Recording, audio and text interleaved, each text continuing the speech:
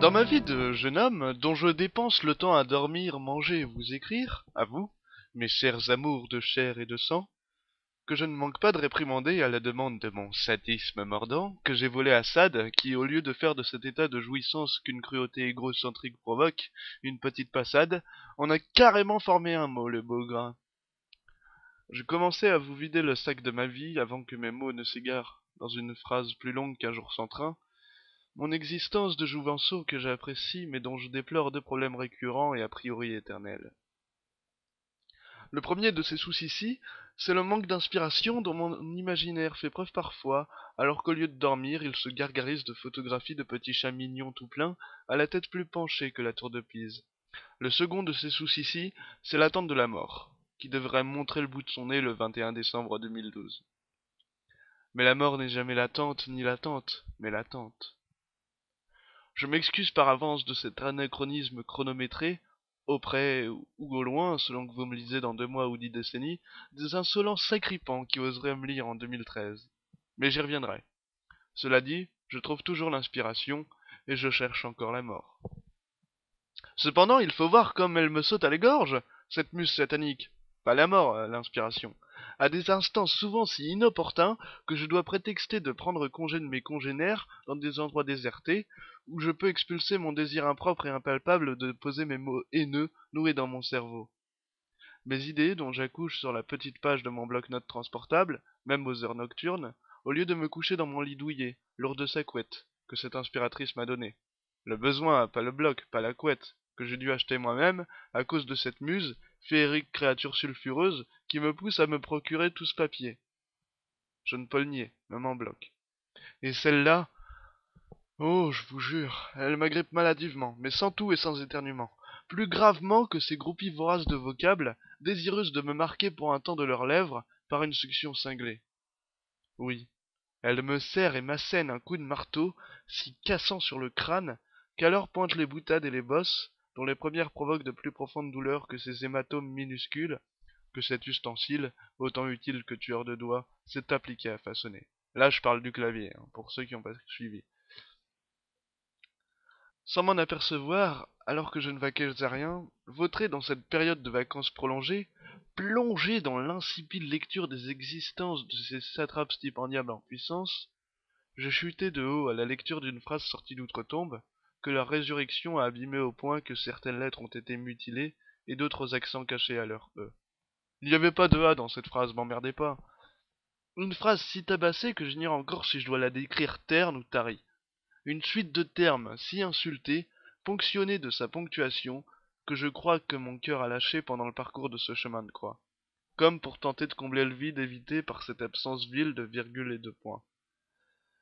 Malgré cette sensibilité inaltérable et intolérable dont je souffre à chaque soleil, chaque saison, chaque sourire que Dieu ne fait plus, je résiste encore le temps de quelques mots à l'idée de vous la partager, en vous rassurant. J'ai la conscience lucide de la du soir, et je peux vous assurer que je sais effectivement que depuis longtemps, sur l'internet soso, les réseaux sociaux, peu de gens s'échinent à écrire correctement, et moins encore sauraient le faire, s'ils le désiraient. Avant que j'écorche vos yeux de cette infamie lexicalo-orthographico-ponctuatoire, je vous lance le défi de retrouver toutes les erreurs de toutes les sortes que cette terreur abrite en son sein, et je vous invite à envoyer vos réponses par courrier, sans vous obliger à me fournir de timbre pour une réponse éventuelle, puisqu'aujourd'hui, les enveloppés épistolaires ont subi la gloire d'Edison et se sont résolus à enfin user de l'électricité. Pour me répondre, voici l'adresse. Horreur-du-6 et-du-6 infamie at qmdg.fr. Vous êtes parés? C'est par où? C'est par ici. Invitation pour les nounous que ça intéresse, sorti vendredi 28 décembre au rest... voilà, y a pas de virgule, j'ai beaucoup de mal à lire. Invitation pour les nounous que ça intéresse, sorti vendredi 28 décembre au soir resto et bowling si on n'est pas mort.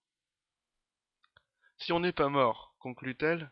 Non, imbécile boursouflé de synonymes en surplus, si on n'est pas mort.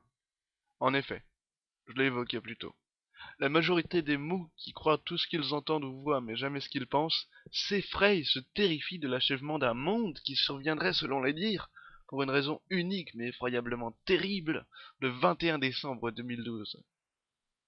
La cause de cet apocalypse repose sur le constat totalement dingue que le calendrier Maya s'arrête, comme par hasard, au même moment.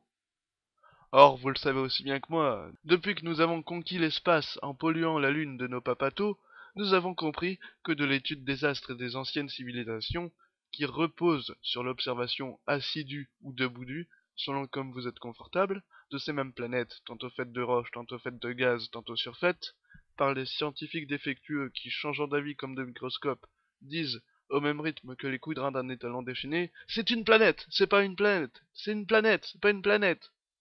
De ces études étriquées, disais-je, rien ne sort. Mais le saviez-vous, ignorant que vous êtes, que les Mayas, non sans maillet mais sans maillot pour tenir chaud, que vous mystifiez tous, parce que putain, en plus d'avoir un nom d'abeille gentil, ils avaient achevé une architecture que même nous, que si qu'on voulait le refaire pour de rire, bah qu'on pourrait pas.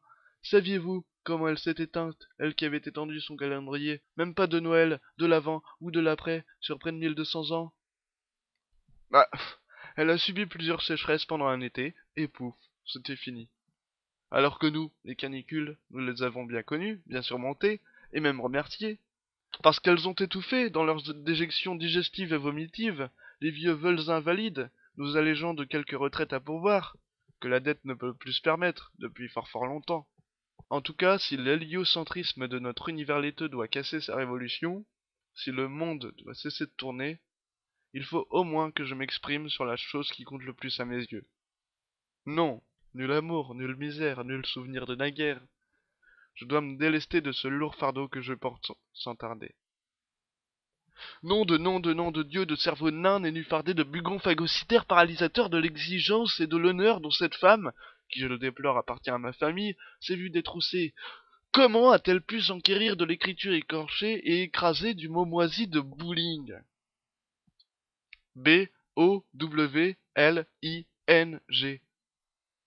Je ne puis tolérer, en respectueux amoureux des langues de toutes les cultures, cette erreur d'impie avec laquelle, je préviens les âmes sensibles, je vais être impitoyable.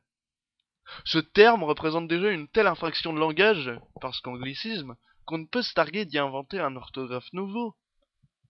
Une invention impossible à vanter et qui prouve la présence insensée d'un vide venteux dans la tête molle de ce mollusque humanoïde. D'autant qu'il représente l'un des sports les moins passionnants, accompagné de très près par son cousin, anglophone lui aussi, curling.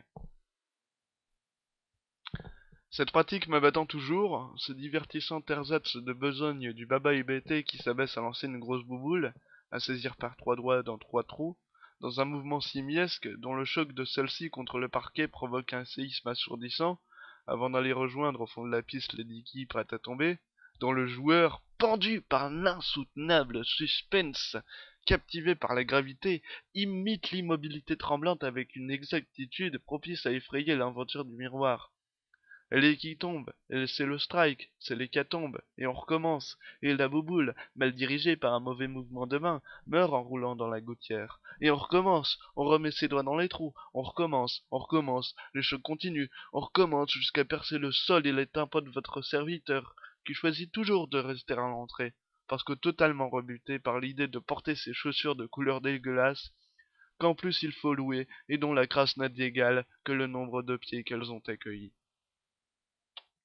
Au final, le bowling avec un U au milieu, que les inventeurs illettrés invitent, c'est comme le chien qui te garde et te regarde son grondement pénétrer l'abricot de ta bien-aimée.